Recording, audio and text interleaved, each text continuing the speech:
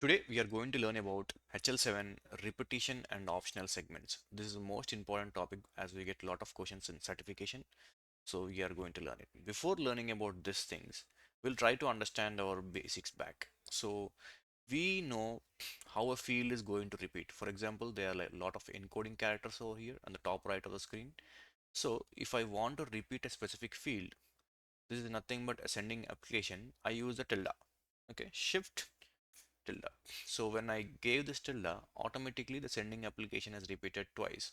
Sending application 1 and 2. If I give something else over here like apple, again a tilde, cat, ball, again a tilde and cat, you can see the same sending application is being repeated multiples. Sending application 2, 3, 4 with the number of tildes. But what if we are going to repeat the segments? For example, I'll take this MSA segment or consider this as a PID segment. Okay, I want to remove the PID segment multiple times. So what is the scenario where we are going to repeat the segments? I'll change this to PID for a time sake. Yep. I want to repeat these segments multiple times. So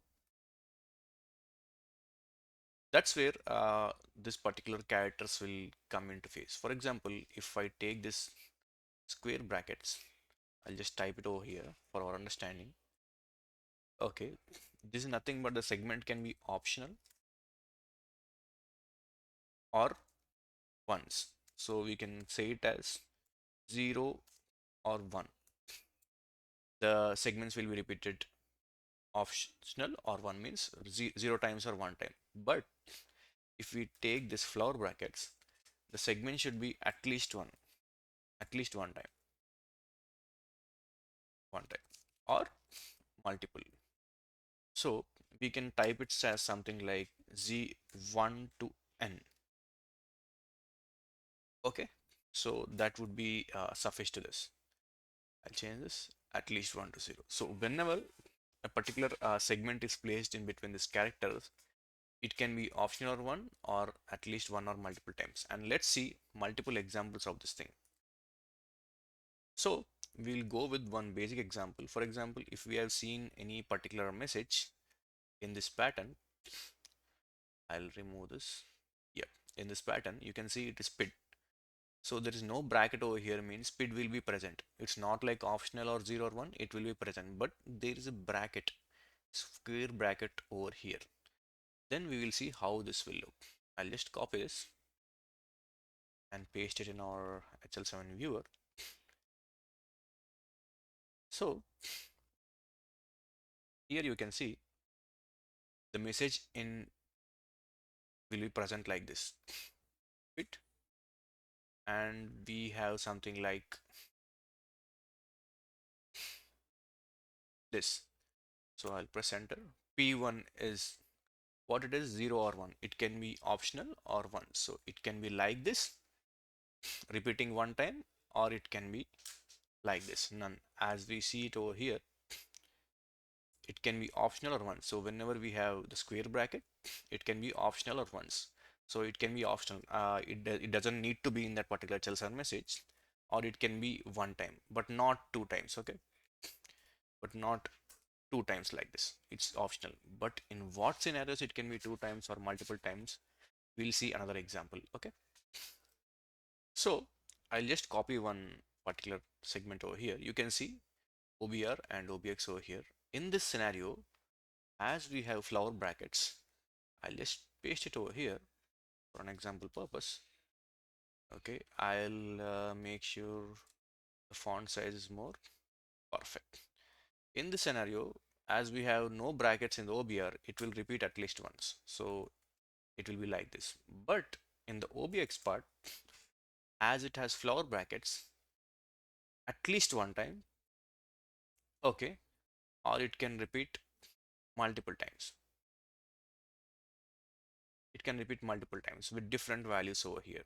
Okay, so that's the basic difference, but we'll go in deep of different type of concepts again in the repetition character. So we'll see another example now. So in this example, if we have something like this, with flower bracket and a number. For example, I am giving just n, but a number. So I'll just copy that example over here. The same thing which I copied over here, but you can see a number over here. I'll just remove this. Okay. Yeah, this is what I wanted. For example, if you have something like this, what happens? Why there is a number 2 over here? So in this scenario, what will happen is I'll just increase the font size. Perfect. OBR will repeat once because it doesn't have anything over here. But when it comes to OBX, it has to means at least 2 times. The OBX should repeat at least 2 times or more than 2 times. So what will happen is OBX should be at least 2 times. The number indicates OBX should be at least 2 times, or it can be more, any more number. For example, if the number is around something like 4, OBX should be at least 4 times. 1, 2, 3, 4, or more than that. So what we can write in this formula, n times or more than n times. So this is very important again for exam purpose. So there are other options, for example, square brackets inside that curly brackets. So you might be wondering what is square bracket again inside curly brackets, because square bracket is optional. If it's curly bracket, it's repeatable. So I have one good example for this. I'll just show you by copying this particular thing. We have a square bracket again inside nk1. Again, there are three things. So generally when there are three numbers over here, the n number, like something like here, it means it's going to repeat 3 times. But we have a square bracket here. It's optional. So it's contradictory, right? In the scenarios, how it would be working like, I'll just copy the same thing